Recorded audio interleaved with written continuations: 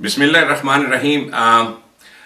मुअज़्ज़ज़ नाज़रीन, मैं आज इस दिवाली के मौके पे हमारी ये बड़ी खुश नसीबी है कि हमारे शहर कैलिफोर्निया में यहाँ स्वामी ईश्वरनंदा वो यहाँ तशरीफ़ रखते हैं। और मैंने स्वामी जी का एक लेक्चर एक मंदिर में सुना। स्वामी जी एक वर्ल्ड क्लास अथॉरिटी हैं गीता पे, और संस्कृत जानते हैं, संस्कृत पे पूरा अबूर हासिल है। और स्वामी जी का मैंने लेक्चर सुना तो आज मैंने सोचा कि इस दिवाली के मौके पे इससे खूबसूरत और कोई चीज़ नहीं हो सकती कि दिवाली के इस मौके पे मैं आपसे इनका तारुफ कराऊं, इनकी बातें सुने, ताकि आपको अंदाज़ा हो सके कि बहुत सी बातें जो मैं करता हूं वो कितनी मुमासलत रखती हैं, कितनी कॉमन हैं इनके और मेरे माबैन। तो Swami ji, I welcome you आज दिवाली के शुभ मौके पे। नमस्कार। नमस्कार। दिवाली के इस शुभ मौके, पहले तो thank you so much for coming. I know कि आपका टाइम इतना बिजी है और how heavily you are book, particularly around Diwali time. तो thank you so much for coming. तो दिवाली के इस मौके पे थोड़ा सा हमें बताइए और अपने बारे में बताइए। What is Diwali? I will speak in English. Is it okay? Perfectly fine, whichever way you like. Diwali is basically a celebration of lights. That is how it is conceived. So why do we, in all religions, what we find is that when we go to any place, we light a lamp. Especially in Hindu temples and churches, you would have found that they first light the lamp. The idea is that God or reality, whatever you call, is like a light, Yeah, absolutely. So it's like a light. So worship of that light is the celebration. Okay. So what does light mean in our life? I would say it is like bringing knowledge. Absolutely. So when we know something, Beautiful. you get lightened up. Beautiful. So the worship of light in the form of worship of knowledge. So light is basically, the symbol of knowledge and learning. Correct. And worshipping light means you're worshipping knowledge, learning, and acquiring new things. And removing the darkness. Removing the darkness. That's most important, because all religions are about bringing light and then removing the darkness of ignorance. Yes. So the worship of light is basically the DIVALI. The word is DIVALI. Yeah, Deepa means light, Avali means a row of them. Beautiful. A row of light. Beautiful. I just am amazed. आप इतनी खूबसूरत बात आप कर रहे हैं। तो ये आपके मैं लेक्चर में, when I was attending your lecture, I heard you also mentioned, somebody was asking questions at the end of the lecture about world peace. कि दुनिया में पीस कैसे होगी, कैसे दुनिया सारी मिलके चलेगी। And you mentioned as long as religion is there, there will be no peace. तो आप बताइए कि ये what is your concept of this and how will eventually mankind unify into one nation? See, religion should teach. The teaching should be to make each individual think by himself or herself. Religion should not make a person slave to anything. Absolutely. We should give them freedom. Freedom in the sense that make them think, make them come to their own conclusions, and let them decide. Because see, any thinking person does not want violence, does not want to slave on another Absolutely. person. Absolutely. So religion should lead to correct knowledge, and knowledge alone can release us. Knowledge alone can release us. So Okay. When a religion tries to force somebody to enslave certain ideas, or with making them not to think, then there cannot be any peace. See, if I have a difference of opinion with you, the best way to come out of it is to talk about it. Exactly. Okay, what's your problem with me? Exactly. You tell me, then I will tell you. Exactly. Let us come to a solution. And if we don't talk, we don't exchange ideas, and keep brooding over that, and I start, my own conclusions, it is not good. So basically, communication, talking to one another, that will lead us eventually to a more unified kind of a concept of Correct. how to live together. Correct. How do you foresee the world in the future, the way things are divided, especially, even if we look at India or coming down even closer, look at any small community. People are very divided on issues like religion, faith, belief, and all that. How do you foresee people overcoming this barrier? I think the next generation is more inclined to understanding, and I don't think the further generation, maybe some 100 years from today, people will not follow the religion the way we do now, or the way people have done in the past. Okay. Because the coming generation is obviously more informed. They are more informed than we are. So they have more access to information. Yeah. So they come to realize that by fighting over some petty issues, we are not going to solve any problem. Yeah. But ultimately, human killing human, the whole planet will be in turmoil. You know, the trouble with people, as I see, is that they are not able to develop this barrier of the fact, they overcome the barrier that you and I are the same creation. We are human beings. Your blood groups and my blood groups may be different, but my child can transfuse blood to you or to your child. Yes. And so we are, very much of same origins. Despite that, we have developed so much of hatred and barriers. People do not marry with one another of different religions or of different sects and all that. So all those barriers, do you see in 100 years from now, I call that era post-Google. So the world is going to be BG, before Google, and after Google. So after Google, now because everything is so readily available, do you see after Google 100 years from now that things would be, we will have a more unified mankind? I think today's generation, if you look at them, they do marry not based upon their religious ideologies. There are more and more people marrying across the religion, across the culture, across continents. So if this trend continues, where the generation is not bothered about what religion you belong to, what culture you belong to, where we have similar values, and that kind of can be another form of a world where people are not so much particular about what God you worship or what culture you follow. Probably, yes, that is possible. Who are the real enemies of this unification, in your opinion? Who are those? Fanatics. Fanatics. Religious fanatics. Religious fanatics. Those who are... Now, I know that you belong to one branch of Hinduism which is the most progressive. Tell us about that. That the most progressive people amongst the Hindus. Tell us about that. Yeah, see, Hinduism as such is open religion in the sense that Upanishads, which basically what I teach with Gita. So Upanishads are not meant for any particular religion. It is about truth, about reality, about freedom. Beautiful. So those people who thought about it thousands of years back, they said religion divides and knowledge unifies. You must have the understanding. Religion divides and knowledge unifies. That's so beautiful. Okay. Yeah, my personal favorite statement is university is unity in diversity. Unity in diversity. Yeah, in diversity, you must find the unity. That is absolutely, absolutely. So the Upanishad knowledge is that it says that all of us are same. The same God principle or reality is what is supporting all of our existence. Life is one. Expressions are many. Like power is one. Various bulbs are there. So in the same way, life is one. We are expressing it in different ways. So if that understanding is there, it doesn't matter how you look, what color you are, what dress you wear, what culture you follow, what belief system you have. There is an underlying unifying principle. If you have understood that, then all the barriers can be broken. That is beautiful. You just said university. Unity in diversity. Unity is in diversity, and exactly the same statement was made by Prophet Muhammad sallallahu alaihi wasallam.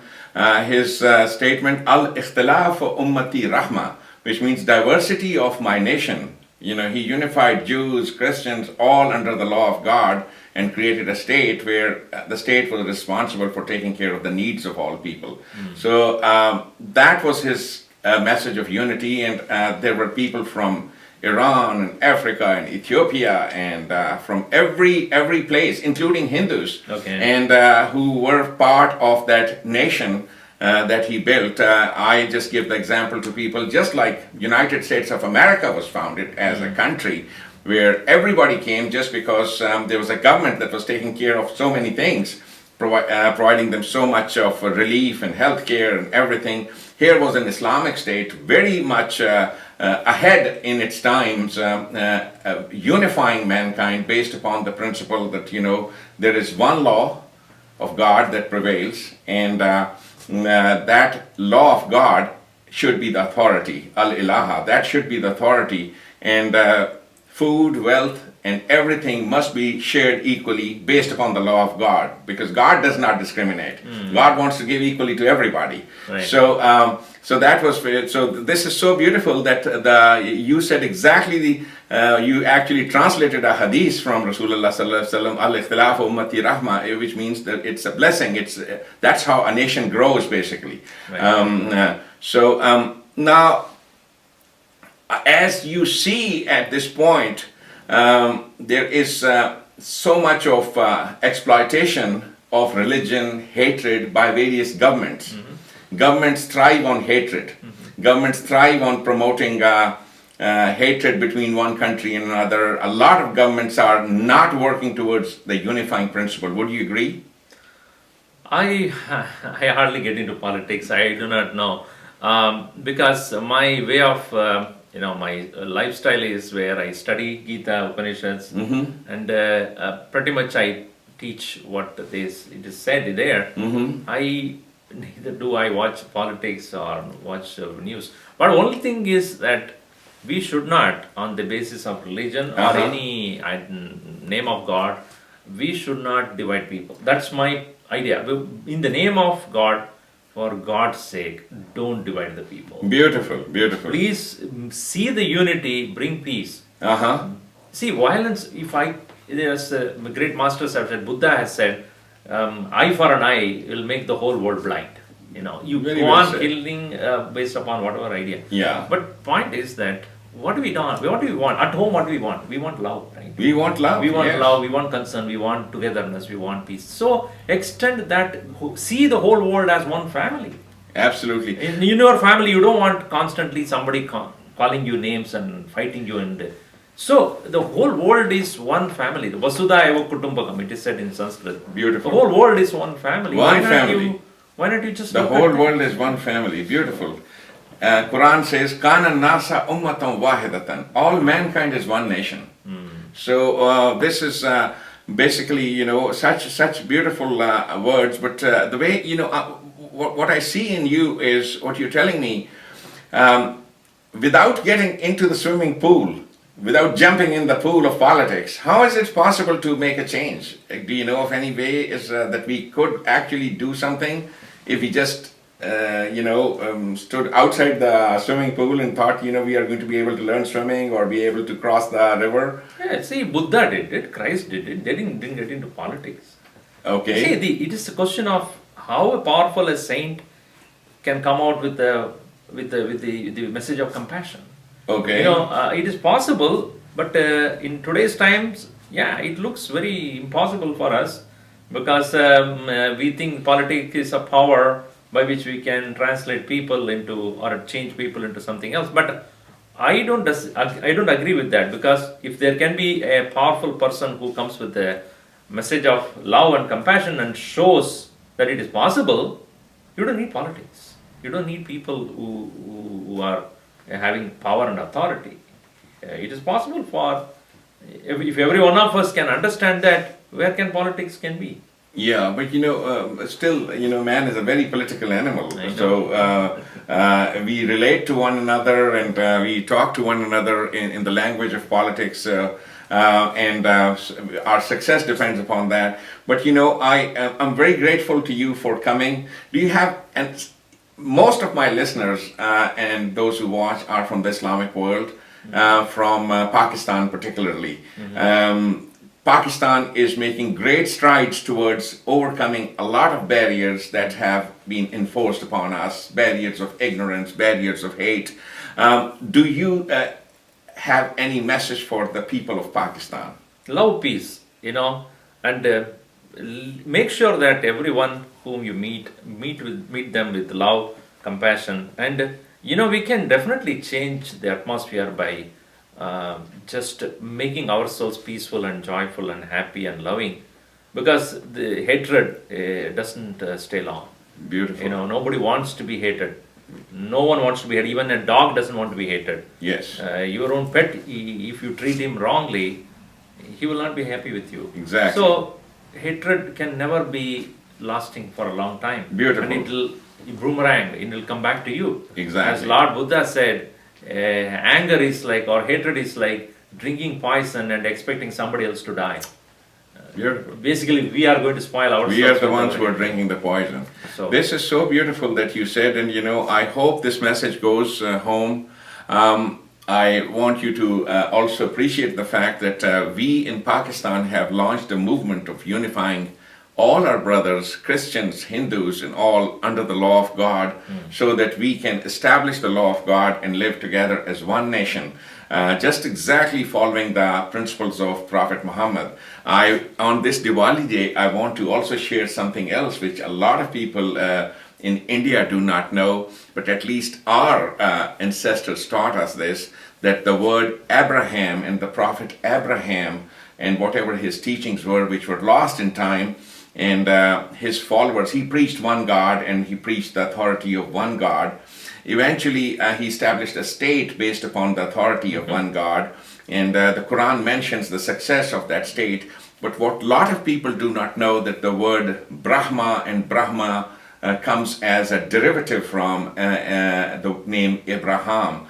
People started worshipping Abraham as Brahma, the god, and also people use the word Brahman as those who were followers of the principles that were given originally by Abraham. That is what my ancestors told me. My grandfather was a scholar, just like, he also could read Sanskrit, and he could also he would read passages of Gita to me. So he told me that the word, he also mentioned that Sarah, which was the wife of Abraham, written in is Saraswati, and all those names, and that these were names. Eventually over the year the religion transforms. Now the present day Islamic religion has itself transformed similarly, although people will not accept that our modern day Islam is 99.9% Zoroastrianism, which is basically what the Zoroastrian religion was, although neither Zoroastrians may agree to that. Zoroastrians actually agree to that quite a bit, because the 5 prayers and all that stuff, and the style of worship and all that comes from the Zoroastrian faith. But a lot of Muslims will take offense to that if you tell them that what you're doing and practicing is Zoroastrianism. And similarly, my Hindu brothers and sisters, they may not like the fact that, Brahma and Abraham, where is this connection coming? But what they do not understand, there is a unifying principle, how religions are transformed and made. So on this Diwali day that you are over here and you honored us, I wish happy Diwali to all our citizens, our Hindu brothers and sisters in Pakistan, our Hindu brothers and sisters all over the world, in India. We wish for peace, we wish for love. And Swamiji, I am so grateful to you for coming over here. Thank you so much. Thank you. الله نور السماوات والأرض مثل نوره كمشكاة فيها مصباح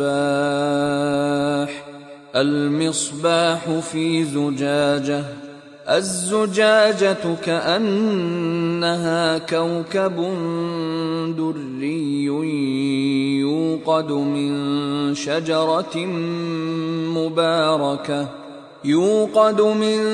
شجرة مباركة زيتونة لا شرقية ولا غربية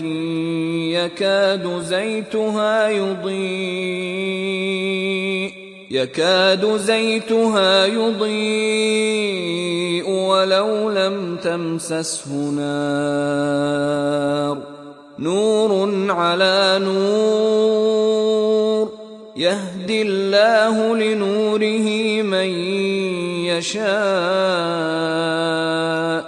ويضرب الله الأمثال للناس والله بكل شيء عليم.